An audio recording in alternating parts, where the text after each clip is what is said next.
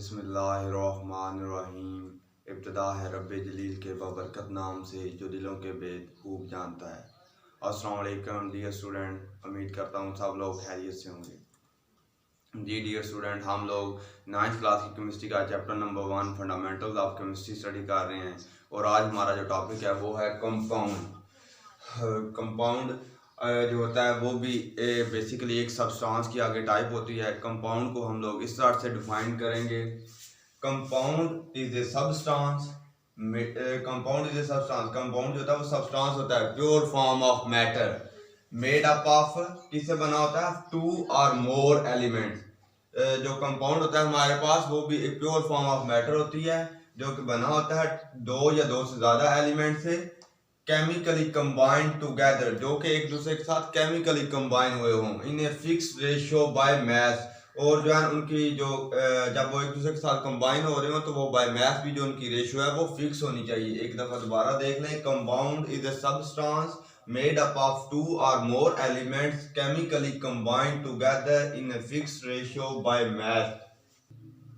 इसको हम फिर इस तरह से अंडरस्टैंड करेंगे, जो कंपाउंड होता है हमारे पास वो कॉम्बिनेशन ऑफ 2 और मोर एलिमेंट्स होता है। जब 2 या 2 से ज्यादा एलिमेंट्स एक दूसरे के साथ केमिकली कंबाइन होते हैं तो फिर जो रिजल्टिंग स्पीशीज होती है हमारे पास उसको हम लोग कंपाउंड बोलते हैं। और इसके लिए जो उनकी जब वो एक दूसरे के साथ केमिकली कंबाइंड हो रहे हो तो वो जो रेशियो होनी है वो भी फिक्स होनी चाहिए। तो इसके लिए कंपाउंड को आगे फर्दर समझने के लिए हमें जो है ना मिक्सचर को भी साथ में जो है ना थोड़ा सा पढ़ना पड़ेगा। जिस तरह जी बिल्कुल, जिस तरह आप लोगों को ये नज़र आ रहा होगा, ये हमारे पास जो है ना कुछ इसमें बादाम की गिरियाँ हैं और कुछ जो है ना पिस्ता है। तो अब ये हमारे पास जो है ना ये मिक्सचर है, क्योंकि इसमें देख लें जो मिक्स की गई हैं बादाम की गिरियाँ में भी, अगर मैं आप लोगों से कहूँ कि आप लोगों ने भी यही काम करना है, बादाम की गिरी को और पिस्ते को जो है ना मिक्स करना है, तो आप लोगों के पास में भी जो प्रपोर्शन होगी, इनकी मैथ की रेशो होगी वो डिफरेंट होगी। इसी तरह अगर किसी तीसरे बंदे से हम लोग कहेंगे कि बादाम और की गिरी और पिस्ते को मिक्स करें तो वो डिफरेंट रेशियो के साथ मिक्स करेगा। ये एक मिक्सचर है। लेकिन ये इसी तरह हमारे पास ये जो वाटर है, ठीक है, पानी का गिलास है, इसमें आप लोग देख सकते हैं कि ये जो पानी का गिलास है, अगर आप लोगों के पास जो पानी होगा वो भी सेम, उसी की भी जो कंपोजिशन होगी वो सेम होगी। इसी तरह जो आप ओवरऑल आप कह सकते हैं कि जो पाकिस्तान में पानी है, इंडिया में पानी है, या फिर कनाडा में या अमेरिका में जो भी पानी है उसकी जो कंपोजिशन है उसमें जो एलिमेंट्स कंबाइन हुए हुए हैं वो फिक्स रेशो में है, वो एक ही है, उनमें उसका जो फार्मूला H2O ही है। लेकिन अगर आपको लोगों से कहा जाए कि आपने बादाम की गिरी और पिस्ते को मिक्स करना है तो हर एक का जो मिक्सचर होगा उसकी जो रेशो होगी वो डिफरेंट होगी। आप देखें ना, जिस तरह तुम्हारे पास जो वाटर होता है, वाटर जो हमारे पास होता है वो केमिकल कॉम्बिनेशन ऑफ होता है हाइड्रोजन एंड ऑक्सीजन। जब हाइड्रोजन और ऑक्सीजन दो गैसें एक दूसरे के साथ रिएक्ट करती हैं, केमिकली कंबाइन होती हैं, तो हमारे पास बनता है H2O वाटर। अब देखिए ये हमारे पास जो ऑक्सीजन है ये भी गैस है, हाइड्रोजन जो होती है वो भी गैस होती है। तो लेकिन ये जब दोनों एक दूसरे के साथ रिएक्ट करती हैं तो हमारे पास वाटर बनता है जो कि एक लिक्विड कंपाउंड है। अब इसमें इसको अगर हम लोग बैलेंस कर लें तो 2 कोएफिशिएंट इधर आ जाएगा और 2 इधर आ जाएगा। जी बिल्कुल, अब बैलेंस हो गया केमिकल इक्वेशन भी। तो अब ये देखें, इसमें जो हमारे पास वाटर होता है, इसमें को अगर कंपाउंड की जो है ना डेफिनेशन के लिहाज से देखें, इज ए सब्सटेंस, ये जो वाटर है इज ए सब्सटेंस, क्योंकि ये भी प्योर फॉर्म ऑफ मैटर है, मेड अप ऑफ 2 और मोर एलिमेंट। 2 और मोर एलिमेंट, इसमें जो है ना हाइड्रोजन और जो है ना ऑक्सीजन जो हमारे पास कंबाइन हो रहे हैं, 2 एलिमेंट्स कंबाइन हो रहे हैं, केमिकली कंबाइन, एक दूसरे के साथ केमिकली कंबाइन हो रहे हैं, क्योंकि जब ये एक दूसरे के साथ रिएक्ट करते हैं तो आगे जो वाटर होता है उसकी जो शेप होती है वो इस तरह से होती है, इनके दरमियान जो होता है बॉन्ड, ऑक्सीजन और हाइड्रोजन के साथ दरमियान बॉन्ड होता है इन ए फिक्स रेशियो। अब ये आप लोग देखें फिक्स रेशियो वाली बात, क्योंकि इसमें जो हाइड्रोजन और ऑक्सीजन की जो रेशियो है वो इस तरह, 2 हाइड्रोजन हैं तो उन 2 हाइड्रोजन का जो मास होगा वो होगा 2, और जो ऑक्सीजन का होता है एक जो एटम होता है ऑक्सीजन का, उसका जो एटॉमिक नंबर होता है वो हमारे पास 8 होता है और उसका जो मास होता है वो होता है 16। तो इनकी जो रेशियो होगी वो होगी 2 × 16 रेशियो। तो इसको हम जब सिंप्लीफाई करके लिखेंगे तो फिर हम इसको इस तरह भी 1:8 भी लिख सकते हैं। अब आप लोग देखें, ये जो हमारे पास पानी है इसमें जो है ना इसकी जो केमिकल कंपोजिशन है, इसमें जो है 2 एटम जो है हाइड्रोजन का है और 1 ऑक्सीजन का है। मतलब कि इनकी जो रेशो बाय मास है वो 1:8 ही है। आप जहीं से भी पानी का सैंपल ले लें, चाहे दुनिया के किसी कोने से भी ले लें, उसमें जो रेशो बाय मास होगी ना इन कंपोनेंट्स की, हाइड्रोजन और ऑक्सीजन की, वो 1/8 ही होगी। कहीं पे भी जो है ना 2/8 या 1/9 या 2/9 नहीं होगी, एग्जैक्टली सेम यही होगी। लेकिन जो आप लोगों को दूसरी एग्जांपल दी गई है मिक्सचर की, उसमें जो है ना उनकी जो कंपोजिशन है वो डिफरेंट हो सकती है। इसी तरह एक और एग्जांपल लेते हैं। जब हमारे पास कार्बन और ऑक्सीजन रिएक्ट करती हैं, कार्बन और ऑक्सीजन रिएक्ट करती हैं, तो हमारे पास आगे केमिकली जो 2 एलिमेंट्स हैं कंबाइन होते हैं, तो आगे हमारे पास जो कंपाउंड बनता है वो होता है CO2।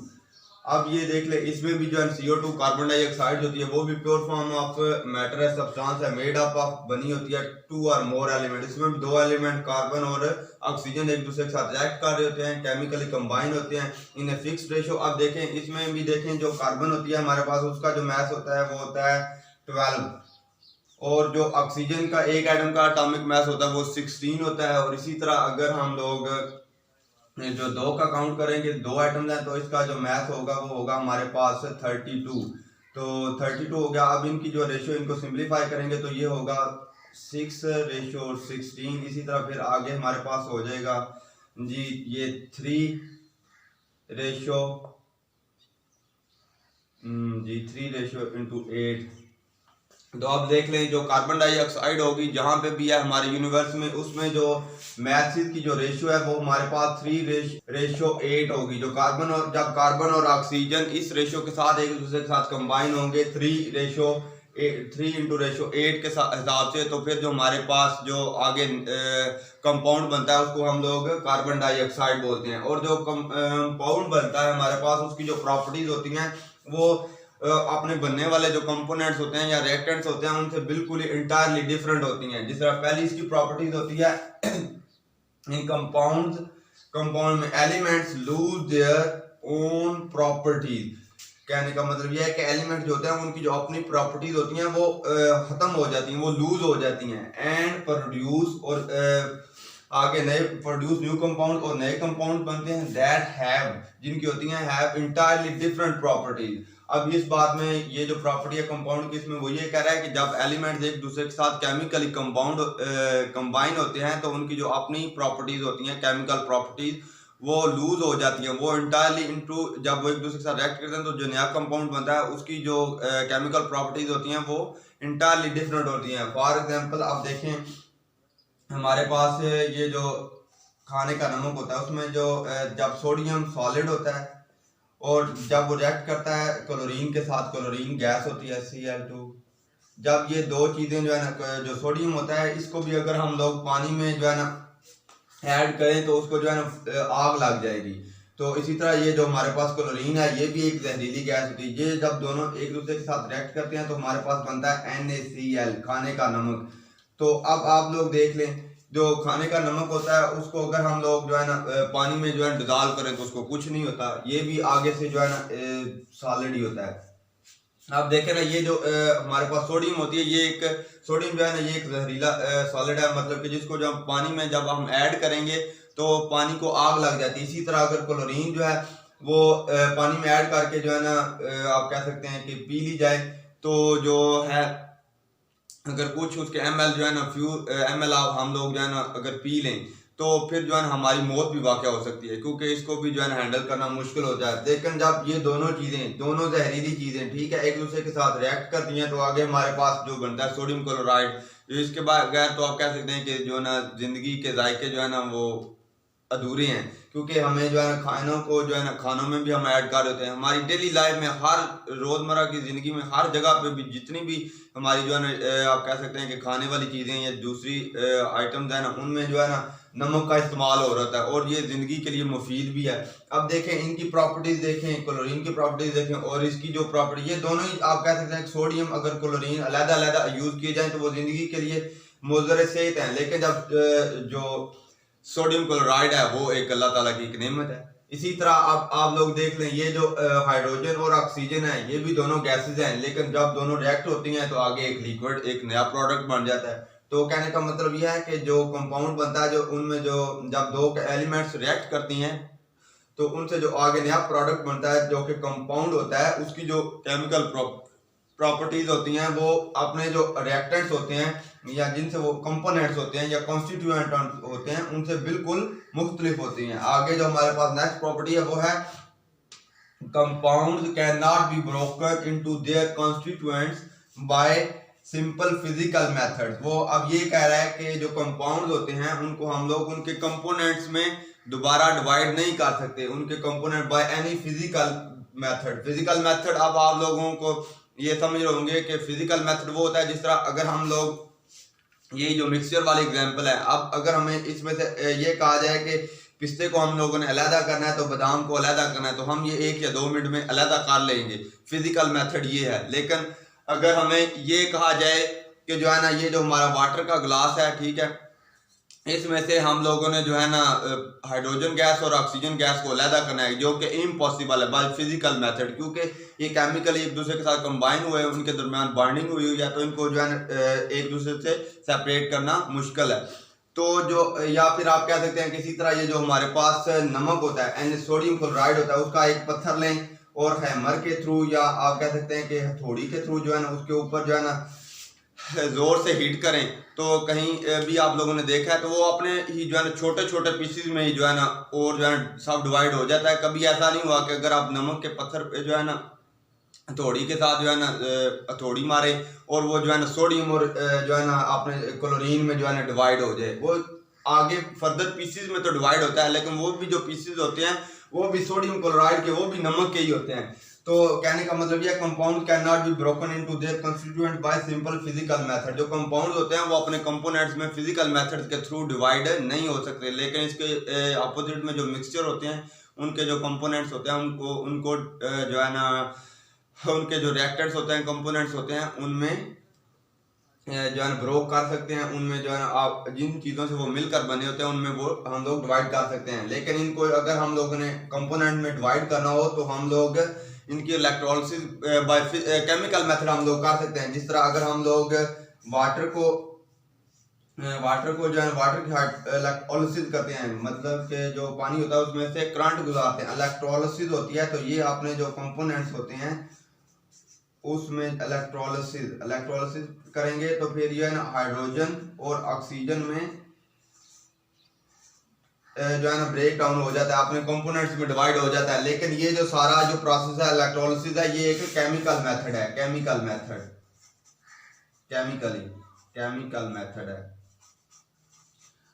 तो लेकिन यहाँ पे जो बात हो रही है वो हो रही है हमारे पास वो फिजिकल मेथड की हो रही है। तो इस वजह से ये जो फिजिकल मेथड होगा इसके थ्रू ये एक जो अपने कॉन्स्टिट्यूएंट होंगे, जिनसे अज्जा होंगे, उनमें इंग्रेडिएंट्स होंगे, उनमें डिवाइड नहीं हो सकेंगे।